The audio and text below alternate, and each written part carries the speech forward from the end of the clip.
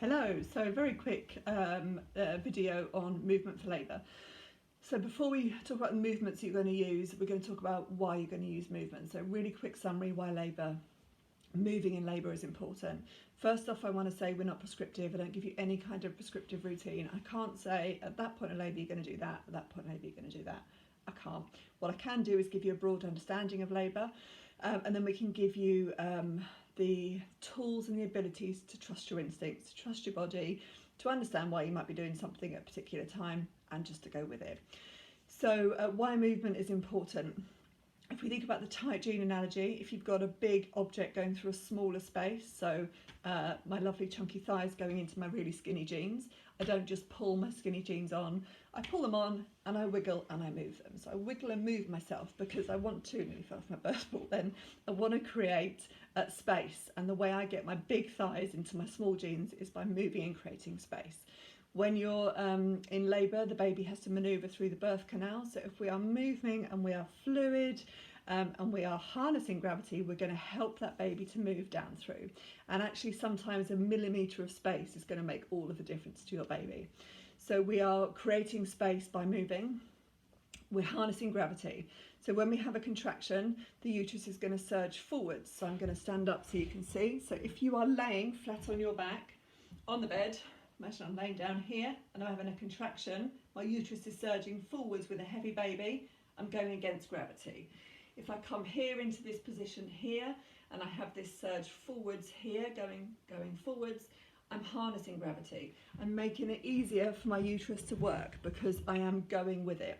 So forward leaning and being upright and mobile is really beneficial. When you're physically delivering your baby, second stage, your baby's going down, it's coming out of you down here. If you are upright, you are harnessing gravity. There's been lots of memes shared about the tomato ketchup bottle. If you want tomato ketchup to come out of a glass bottle, you tip it up the right way. You don't lie it flat. If you are laying flat when you're delivering, baby's going this way as opposed to being harnessed with gravity and coming down. And actually your tailbone, your pelvis is a movable object. Your tailbone has to open. If you're laying on it, it can't open. So the pelvis is a movable joint. The more space we give it, the more we move it, the more chance we have of our baby moving down in this speed and position that it needs to come down into. So that's why. So then we're going to talk about, as I say, not being prescriptive. First thing I want to talk about really quickly is the birth ball. I'm going to just go back and show you. So your birth ball needs to be the right size for you. When you are sitting on your birth ball, your hips need to be higher than your knees. So you're going to be sitting hips are higher than knees. This probably needs to come up a little bit. I need to be up a little bit higher. The birth ball is really good antenatally or in early labour for rotating on, so rotating your body around, bouncing on, basically just sitting and watching telly in the last part of your pregnancy, as opposed to sitting slouched on the sofa. Sit slouched on the sofa, your pelvis curls underneath you, space, there's more space at the back of the pelvis than the front, there's more space at the back than the front. Baby's going to sit in the back as opposed to being anterior, which is where we want them. So the birth ball is fabulous for rotating, watching telly, and it's actually really comfortable. And actually when you've got a baby, holding your baby postnatally, bouncing on your birth ball is a really good way to calm them. So definitely get yourself a birth ball. Then we're going to talk about the different parts, different movements for different parts of labour. So I can't be prescriptive. I can't say to you, you're going to do this at this point, this at this point, and this at this point, because you're all different. Everybody is different.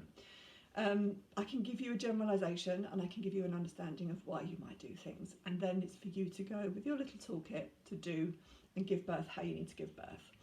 So in early labour, latent labour, labour's just started, contractions are sporadic. We want to rephrase that as the lazy part. So the focus here is on resting and relaxing. If it's the middle of the night, which invariably it is, stay in bed, stay asleep. If you really can't stay in bed and you really can't stay asleep, being upright and mobile. So you're going to walk around, getting on with normal life. So walking around, when you have your contraction, you're going to lean over something. So you might find you can lean over a wall or a unit. You can lean over a person, you can just stand and you can sway, you can rock, but you are upright and you are mobile. You're harnessing gravity to help that baby move down onto the cervix, to really help gravity speed that process up. So So that's your upright position. As your labour ramps up and your contractions kick up a gear, you will find that you're potentially, when you move into the more active part, you don't want to be quite so mobile. So contractions become more regular, become stronger, closer together. You're going to likely to want to be more grounded. So I'm going to bring the computer on the floor. So once our contractions ramp up, we're going to want to potentially be more grounded. You're not going to want to be walking around quite so much. So coming onto your knees, you can lean over your birth ball here. It's really, really good. You might be in the birth pool and lean over the edge of the birth pool, lean over a partner, lean over a chair. Anything where you're just more grounded. You're not going to want to be walking around quite so much. When you have that contraction, that forward leaning can still happen. You're just not upright. You're more grounded, more on the floor. So that's when your contractions are ramping up. And then we move towards second stage, physical delivery. When you're physically delivering, you've got 5 positions that you can physically deliver in. The first one I'm going to talk about is the traditional position. If you think about women delivering, it's where she is, lying flat on her back. So lying flat on her back here on the chair, she's going to have her legs potentially up here. In this position, gravity is taken out of the equation. When I'm lying flat on my back, my tailbone can't open and my baby's going this way as opposed to coming down. So lying flat on your back isn't an ideal position. It's one that many women will go through, and it may be that you go through lots of different positions before you get here, or it may be that you start off here and you finish in a different one.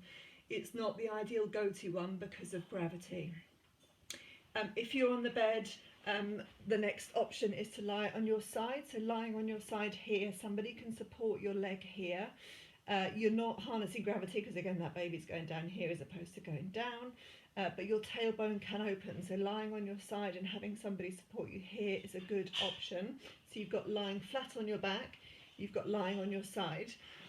Then you've got the more upright position. So the more upright positions, we've got a traditional squat position here. So if I go up onto my feet here, traditional squat position, if you look at the position of my pelvis here, I find it very difficult to flatten my feet, which is where I should be if I'm going to squat for birth. Most of us, we are up on our toes and our pelvis is curled underneath us. So actually you are quite, as opposed to being here, you're here tucked under, and it's not the most open position in terms of delivering. If I'm here as well, I'm quite exposed. If I'm naked, I don't feel very comfortable, I feel quite vulnerable, and I'm not very stable. So this isn't an ideal position. You're putting a lot of pressure on the perineum as well. So your traditional squat might be a position that you go through, but it isn't, again, a go-to first position. You're far better off being up on your knees. So being on your knees here, really grounded, really stable. You can hang on to something here. Tailbone can flare, baby's coming down, and I'm really stable. It's a really good go-to position for birth. If you find baby's not coming quickly enough, or you're wanting to make a bit more space, if baby's slowing down a little bit, then we can come into a supported squat. So we have one leg up, doesn't matter which leg. And in this position here, we're just giving extra space in that pelvis. This isn't a go-to position because again, I'm quite wobbly. I'm not particularly stable. But again, it's going to potentially be one of the positions that you can go through to make more room to help speed that process up. This, I would say, is your go-to, and then you can make more space here. But out of all of those 5 positions, you might find that you try every single one and you give birth when you give birth. It might be that you just do one position, but you've got those as part of your toolkit again. And again, it's understanding why you might go through all of those and which ones you can try and how you can try.